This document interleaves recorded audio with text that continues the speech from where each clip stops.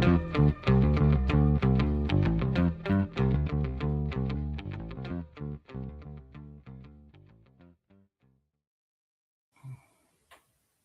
hello. Welcome once again to another edition of Quoth, Raven and Raven.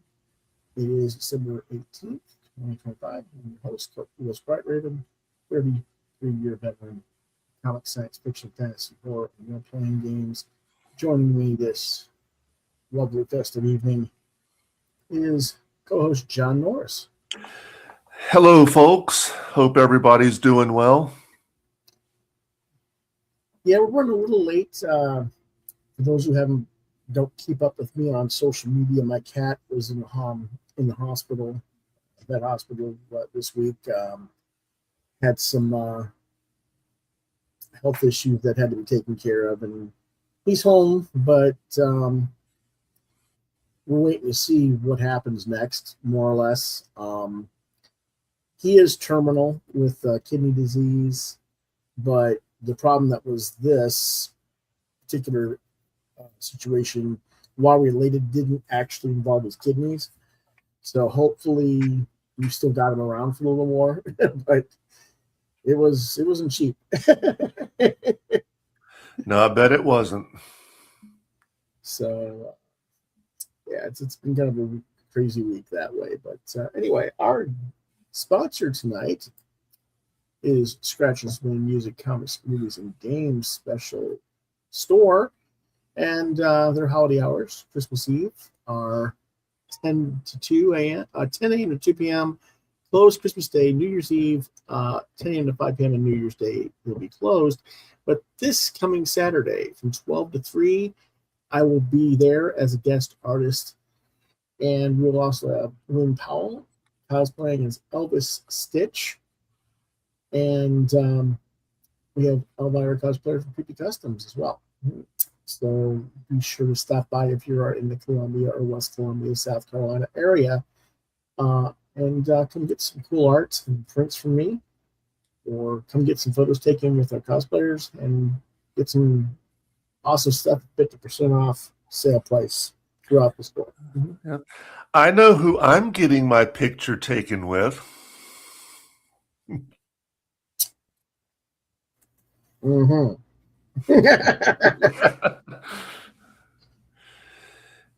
And it's not Elvira.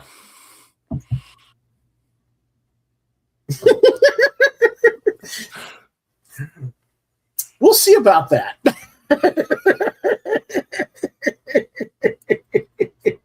I mean, maybe, but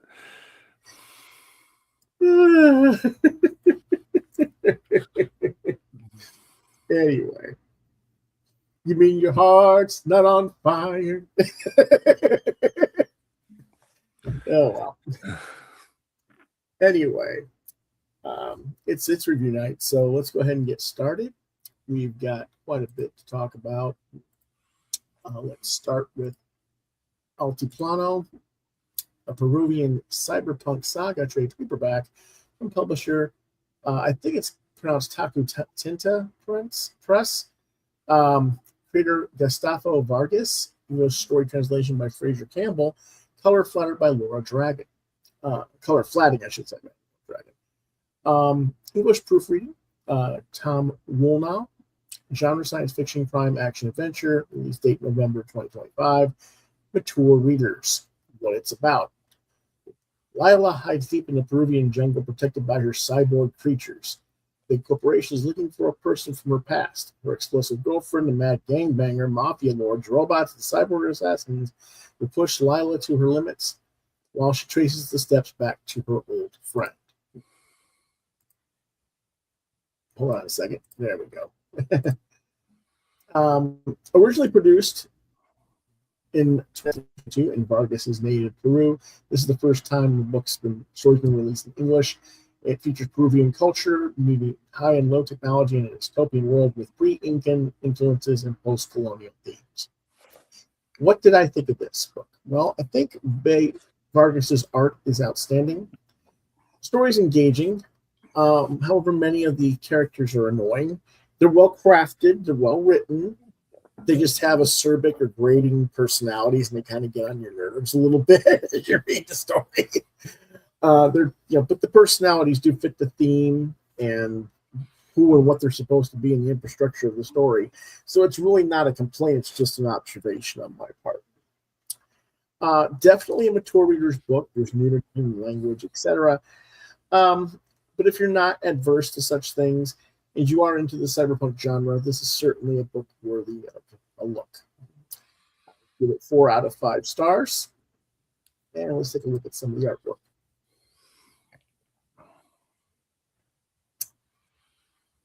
I like the detail of the leaves and stuff, but it's not like it's not original, but at the same time, this scene looks kind of like what an old image of Predator. I don't know if you remember the Predator hiding in the jungle cover back in the 80s, John. Yes, I think I do. Yeah, that's what that scene reminded me of. But overall, I mean, the artist does a really nice job. Almost all the creatures, the spiders, the bird there, the snake up in the trees, are all cybernetics, just like the leopard there.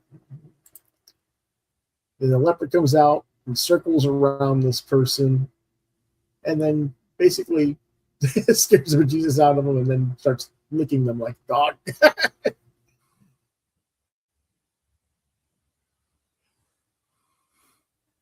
Because that's the girlfriend of the lead character. But anyway, it's a pretty good book overall. Our next book is The Author Immortal #3 from $4.99 from publisher Image Comics. Writer Frank J. Barbieri, artist Morgan Beam, lettering by Hassan Asmani El-Hau, designed by Sasha E. Head, edited by Arden Ripley, genre dark fantasy mystery.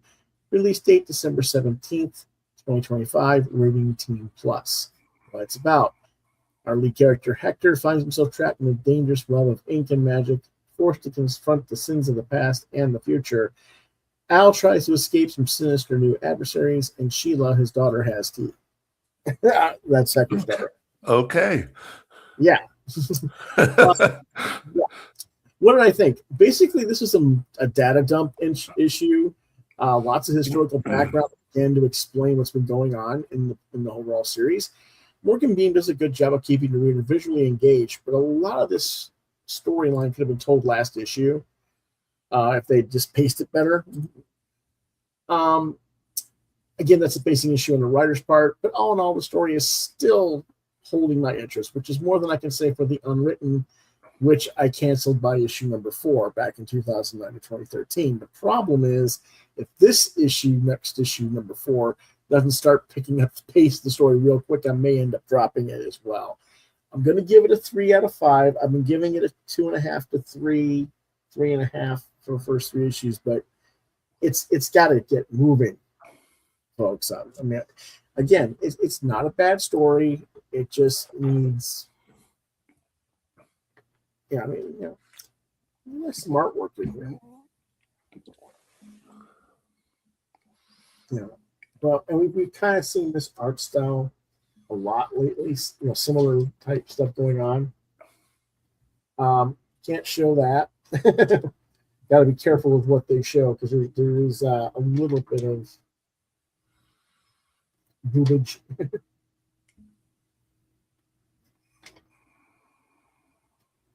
With that monster.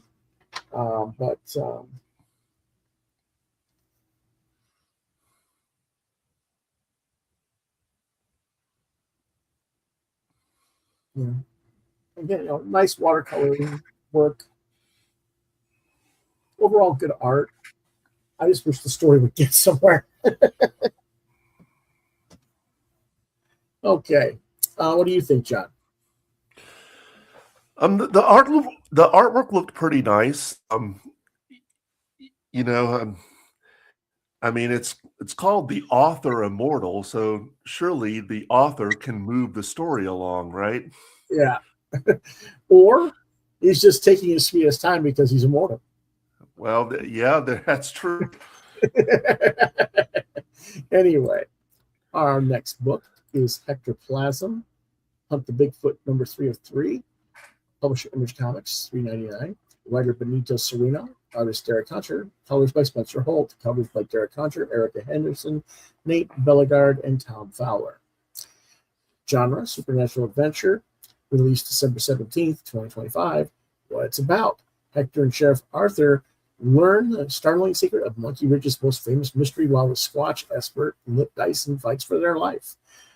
Will this small Pacific Northwest town ever be the same again, or will Bigfoot stomp out their dreams forever? What did I think? The issue and the series is reasonably well done all around. It's a very quick read. Not much else to add. Probably won't buy more of this character. I liked it, but I didn't love it, I guess you could say.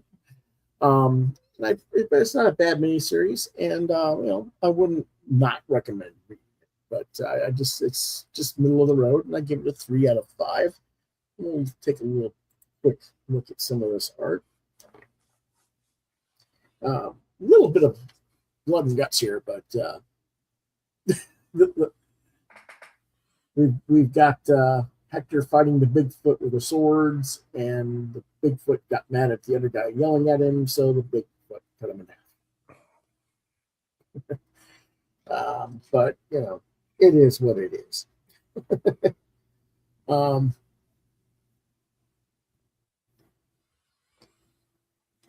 He jumps over the Bigfoot, picks out a plane, and smacks him in the nuts, and goes flying in the air because that's how much of the leverage was on the pole there.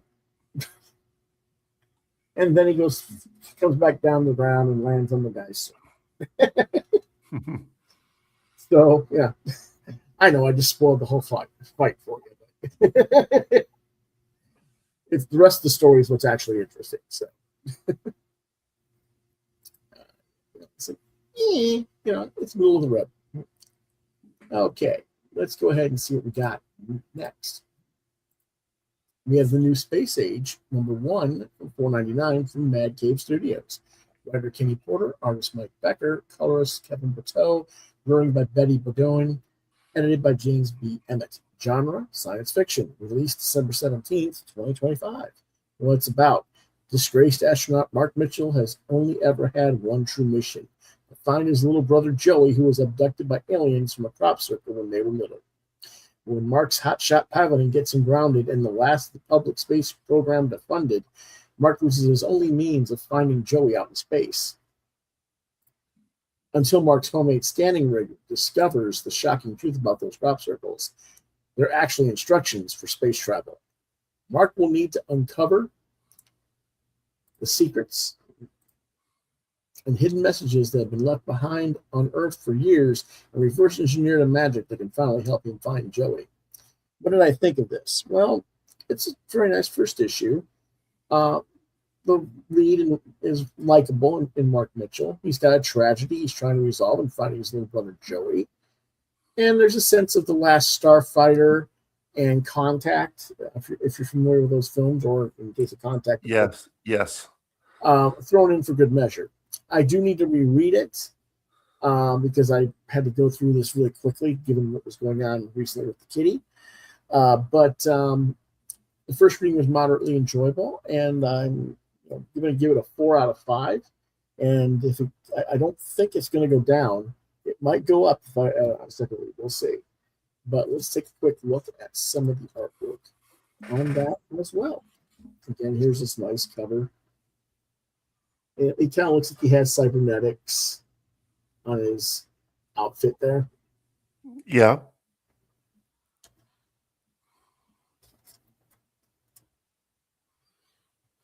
Well, at the space station, he's got his little star rig that he's going to go find them and save all the other astronauts in. It actually looks like a space rig. That's what's so funny. Saves all the lives, gets them back down to Earth, and of course the boss is going to chew them out. Of course.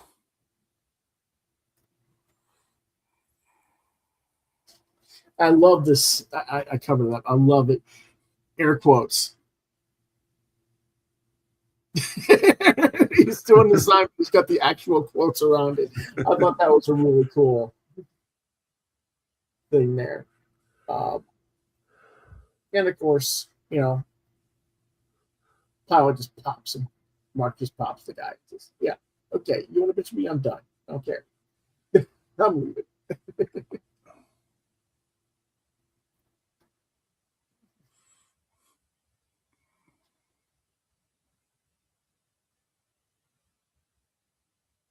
He still got his own headquarters. And he looks like he's got, you know, for an astronaut, looks like he's got quite a bit of stuff going on for himself. You know, scientifically there, you know? Right. But, you know, I mean, because most astronauts don't have all that stuff in their homes. You know, I'm sorry. You know, there's the workplace and then there's the house where you live. But this is a flashback to when they were kids and where his brother was in the crop circle and gets picked up. You know, you've seen the basic stuff, but you know, transporter.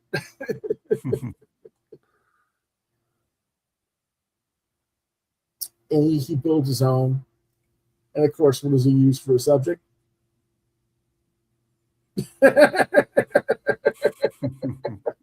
So yeah, it's a fun little book. Okay. Now I've been speaking long enough. I think it's time for John to do some reviewing, don't you? Yes. Okay, Street Sharks number 3 of 5, $4.99. Publisher IDW Publishing. Writer Stephanie Williams. The artists are Ariel Medell on pencils and inks and Valentina Pinto on colors, with Jonathan Dobbs as the color assistant. Lettering Jeff Eckelberry. Cover artist Phil Murphy, which you're seeing here, with variants by Santos and Elizabeth Beals. Editor is Nicholas Nino. Designer Sandy Tanaka. Genre, action, adventure, superhero. Release date December 10th, 2025. Rating all ages. What it's about. It's Spirit Week at Fishin University. Get ready for a week of pep rallies, alumni meetups, carnival rides, and another villainous scheme. The Street Sharks discover a plot by Dr. Paradigm to gene slam the football players and cheerleaders, making them into an army of athletic, subservient monsters. In order to stop Dr. Paradigm, the Sharks will need to go undercover during Spirit Week and save Fishin City's student population. But how do 4 giant talking sharks go undercover among crowds of human students? Well, you're never going to believe what the school's mascot is. So, what did I think? So, this series has been high-octane fun from the beginning. Williams, Medell, and Pinto hit the ground running with issue 1 and have not let up since. But with this issue, the story really shifts into high gear. This is the first time I feel that we really get a sense of just how cunning and diabolical Dr. Paradigm really is, always managing to stay one step ahead of the Sharks, and just what's at stake should his plan succeed. Now, as I said in my review of the first issue, I like that the Symbiotes are treated as more than mere dim-witted comic relief. Reptile joins the gang here, and he's a wonderful addition. On the other hand, it's nice to see the Sharks in football jerseys blending in with the crowd with no one batting an eye. Jab gets a terrific character moment that allows us to see a glimpse of his softer side, which we never really saw in the original cartoon. The Sharks go from joy to frustration to determination. Medell captures every mood with some great expressions. I also like the use of Danielle, the news reporter. It's through her broadcast we start to see both her and the public's opinion of the Sharks change for the better. I think this is the best issue so far, and that is really saying something. So I gave it 5 stars. Okay. And here's some of the artwork. Yep. So we can talk about that a little bit more and what's going on here. Yeah. So of course on the left, you know, they're excited about the prospect of actually blending in with the crowd for a change, and of course on the right, you can see them in their football jerseys. Yeah. So again, there they are blending in. And I like this this page on the right with Slash, the CB at Slash. Mm-hmm. He's pretty cool.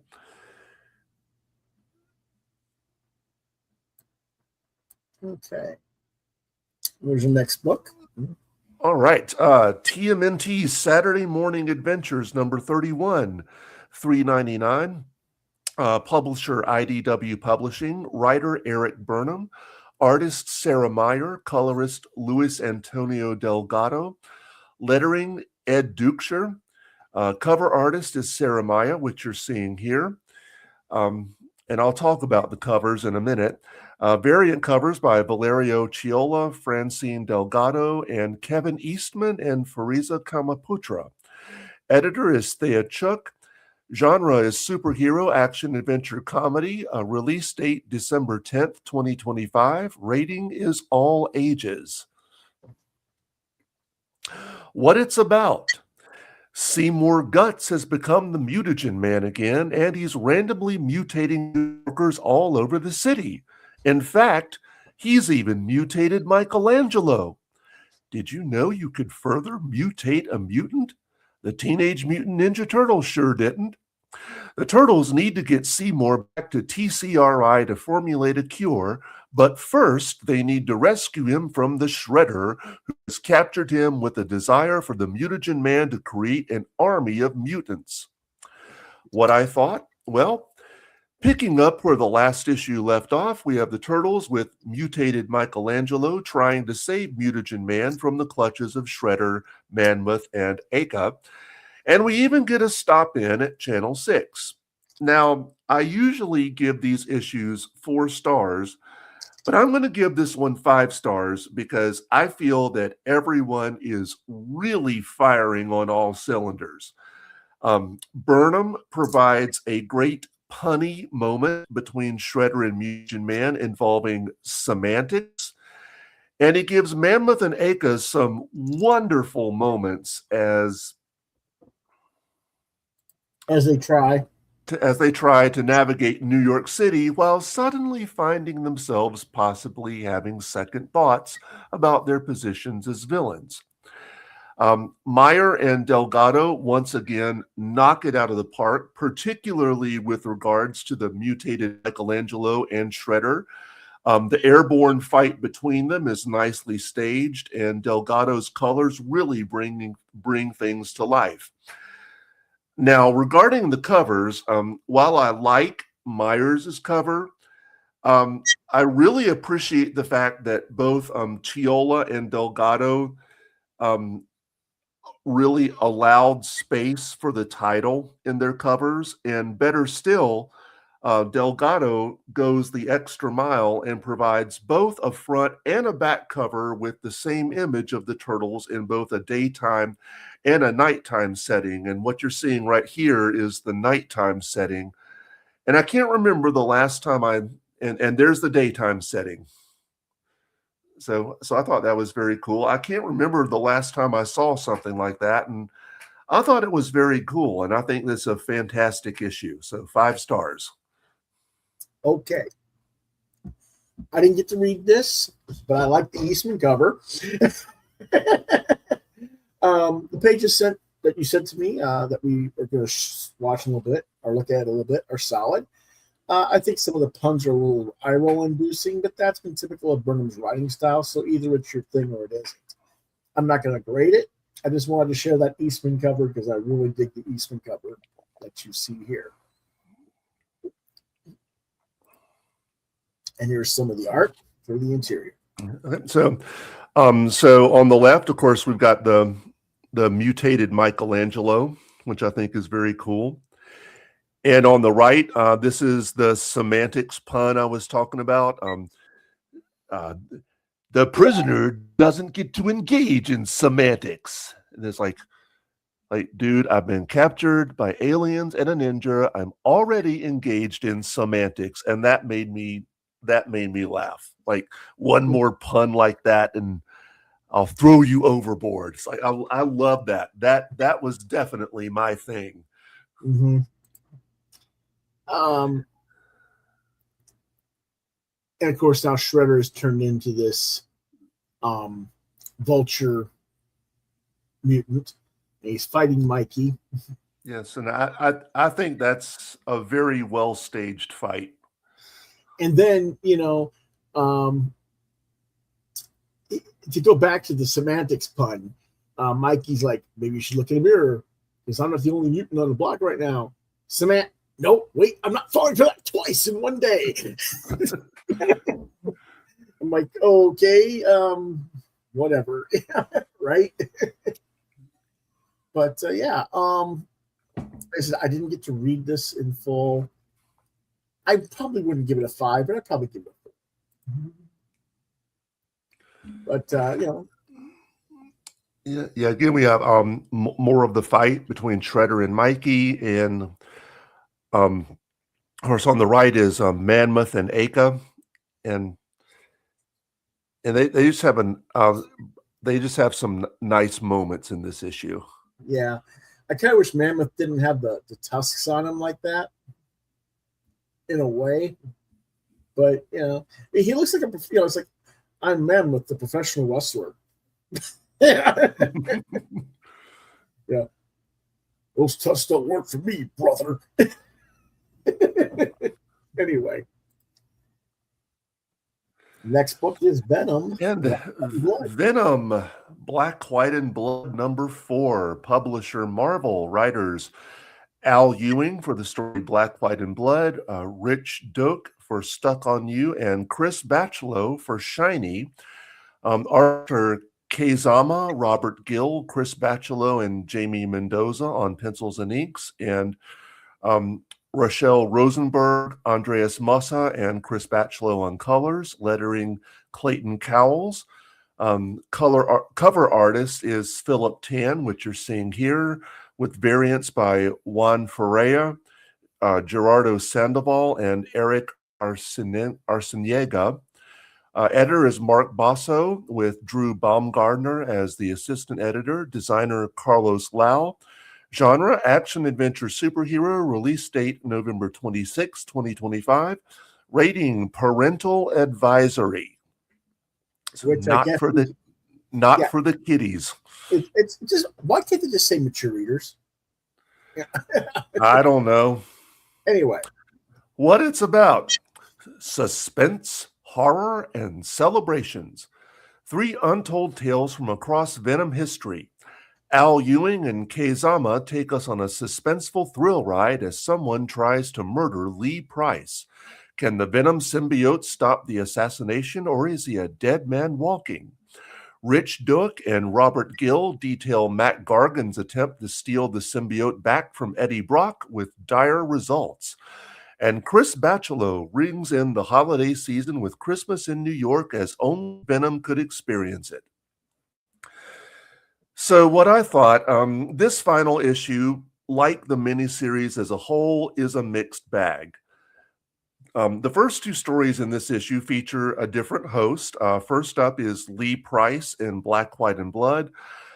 I'm not too familiar with Price, but the story showcases his very rocky relationship with the symbiote, seeing the world differently than it does, and even really showing contempt for it, even as it continually saves his life from a sniper's bullets and even urges him not to kill the sniper.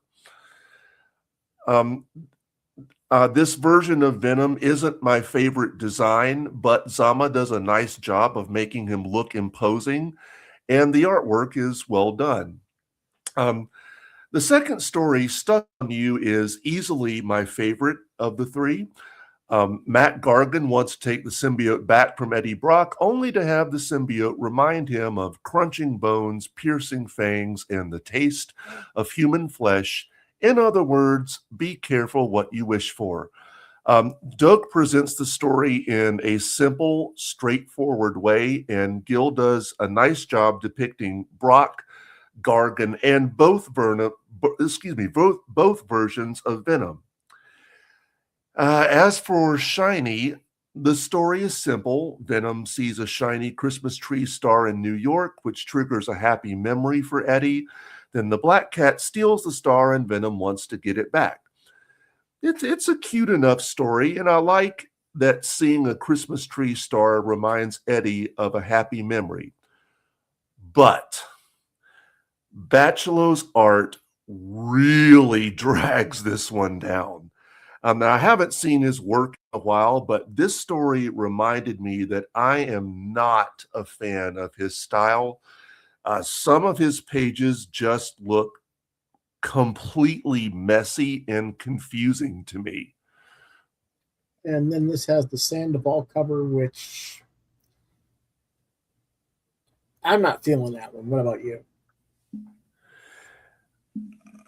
I don't hate it. I like the Philip Tan cover the best. Okay. Let's go ahead and go. This is the one for Eric cover, and this is the Matt Gargan versus Eddie Brock type inference. I actually like this one the best, but go ahead. So, like I said, it's a mixed bag. Overall, while I liked the miniseries as a whole, it wasn't great. Thanks mainly to Eric Larson's story in the second issue and Bachelot's story here. While I do think the good outweighed the bad, the series started with an amazing first issue and just didn't quite live up to its potential. So I gave this issue a 3 and the miniseries overall a 3.5. Not bad. I just wished it had delivered on the promise that the first issue presented. And this is the artwork by Zycama. Yep. And it's okay. I'm not really sure why he relies on putting the guy's face in shadow all the time. It just looks kind of weird. You don't really get a sense of who he is, right? Because of that, in my opinion. But it is what it is. Art's okay. I don't know what flip. I don't care for that particular sound effect, but whatever. Yep. This is the artwork by Robert Gill. Yep. So of course, on the left, you see the Matt Gargan Venom. And then, of course, on the right is the symbiote showing him what he's in for. Mm-hmm. Which I thought was... Yeah, right. So I thought that was cool. I didn't show the Chris Bacalo because you only had like one image of it, but you don't care for it anyway.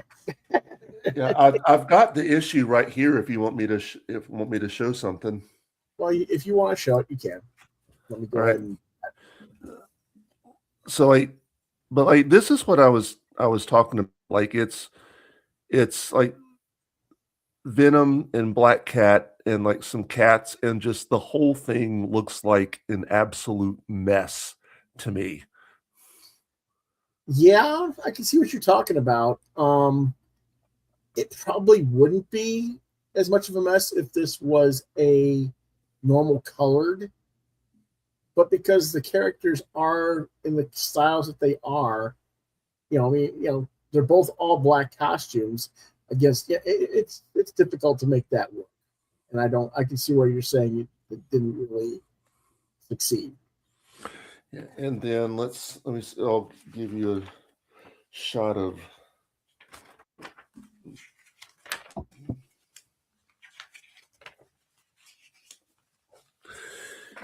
And then there's Venom, which just I don't care for. Yeah. That's Bacalo? Yes. Okay. I don't know. That looks weird. It's him doing kind of his abstract style, I guess, but I can't really even understand the face on that one. But okay. Neither can I. Some of the other stuff, I can sort of make it out, but that face looks kind of wonky there. But okay. Yep. So there you go.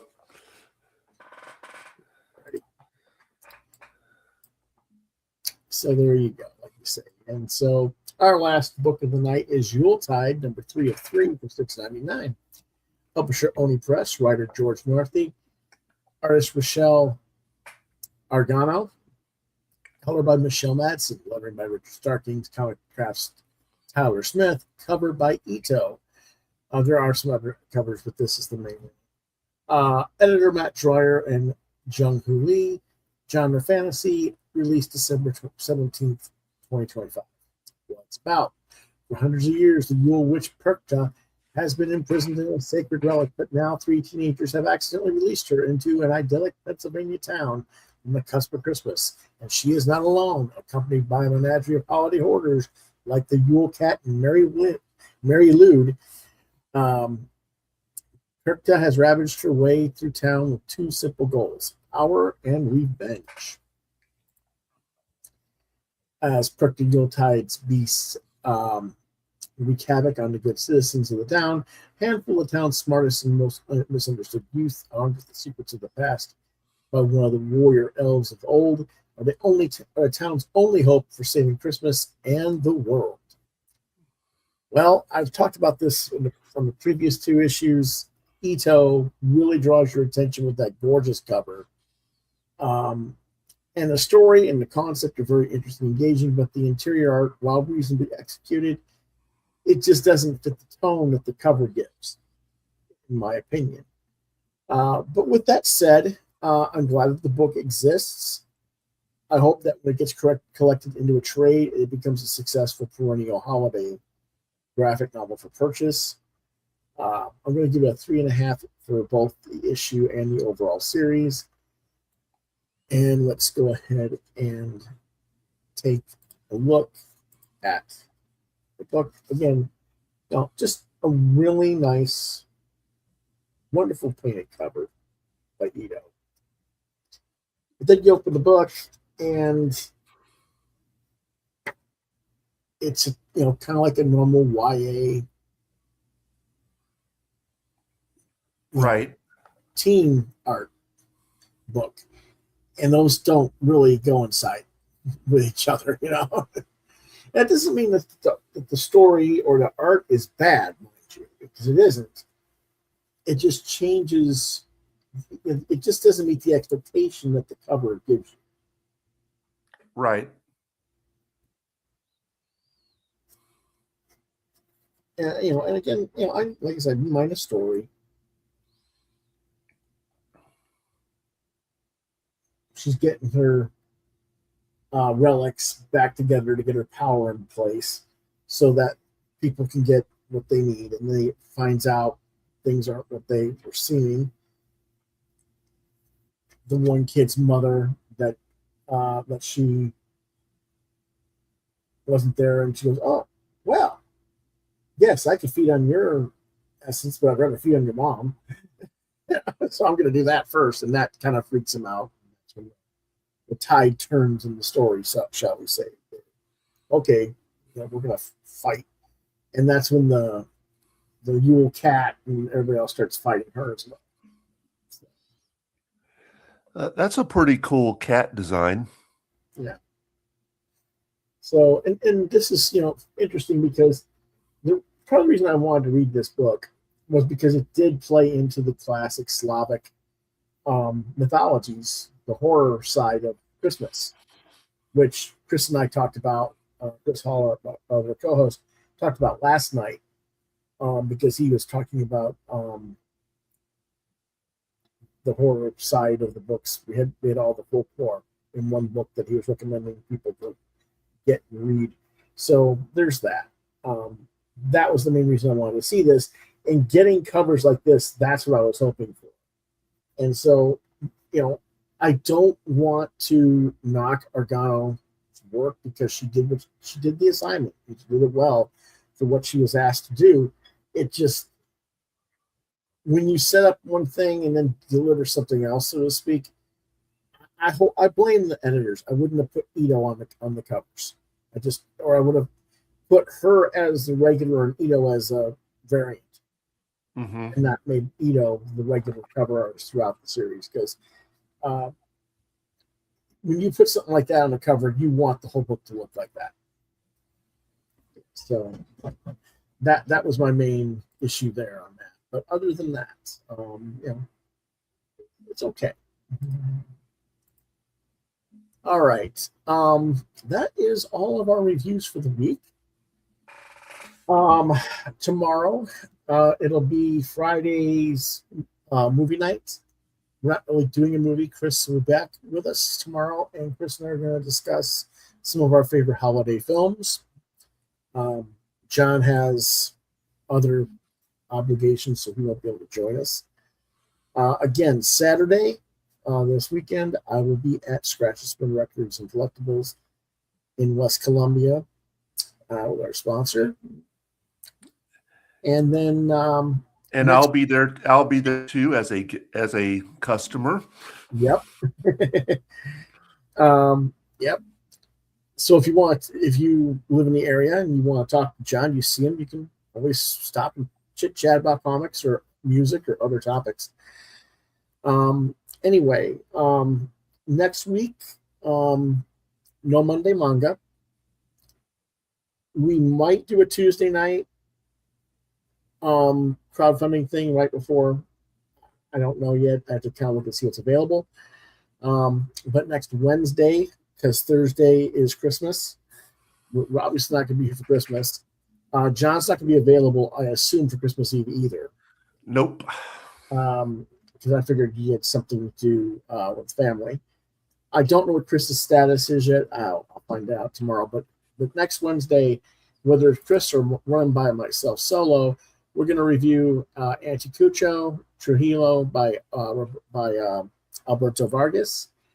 We're going to review Battle Pug, Cosmic Doggacy by Mike Norton. We're going to review Comic Creator Magazine, Translunar. Oh shoot, I can't remember. Gunship Thunder Punch, books 1 and 2. Eerie Magazine number 5. We'll get to that Batman Second Night issue number 2, and some other magazines, as you can see, as well. So, and probably more than just this. I'm going to try and get everything caught up that I've been behind on for next week, barring any craziness with health problems. Everybody in my house is falling apart. But that'll be next Wednesday. And then what we'll do after the Christmas holiday, we're going to do a 1 episode at the end of the year, for the end of the year. And John, I need you to pick your 3 best books for the year out of what you reviewed for the year. Okay. I've already got 2 of them. I'm just deciding on the 3rd.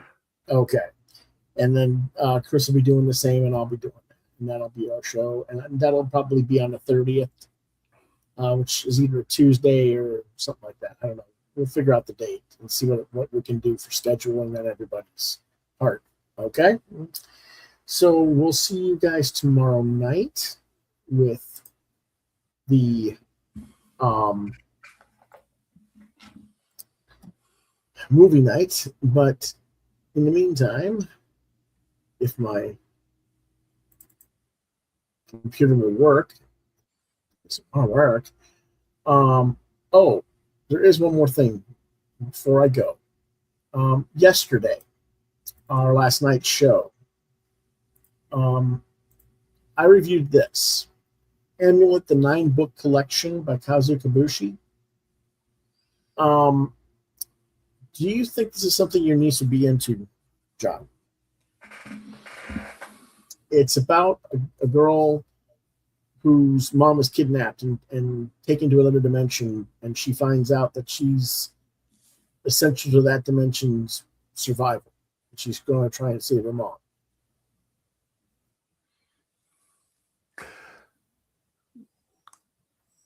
Possibly.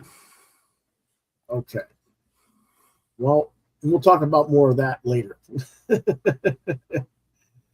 I was thinking that would be something that your niece would be possibly interested in. But anyway, and then like I was talking about with Yuletide, there's the book that we were talking about last night, the Scary Book of Christmas Lore, which talks about Krampus and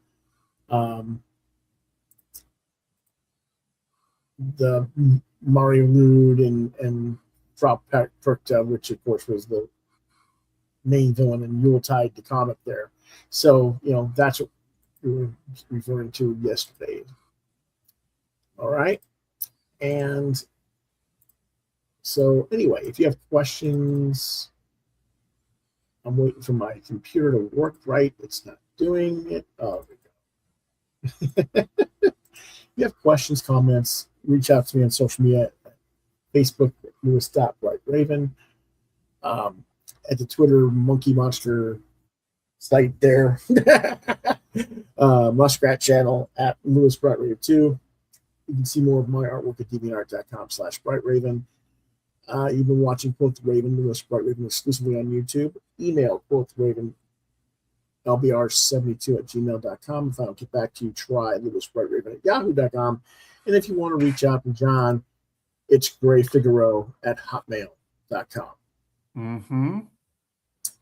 Anything else to say before we sign off for the night, John? No, except since I won't be here next week, hope everyone has a Merry Christmas and a Happy New Year. And look forward to seeing what things come in 2026, life-wise and comic-wise. Very good. All right, then. That being said, then, we'll see you guys tomorrow with Chris for movie night.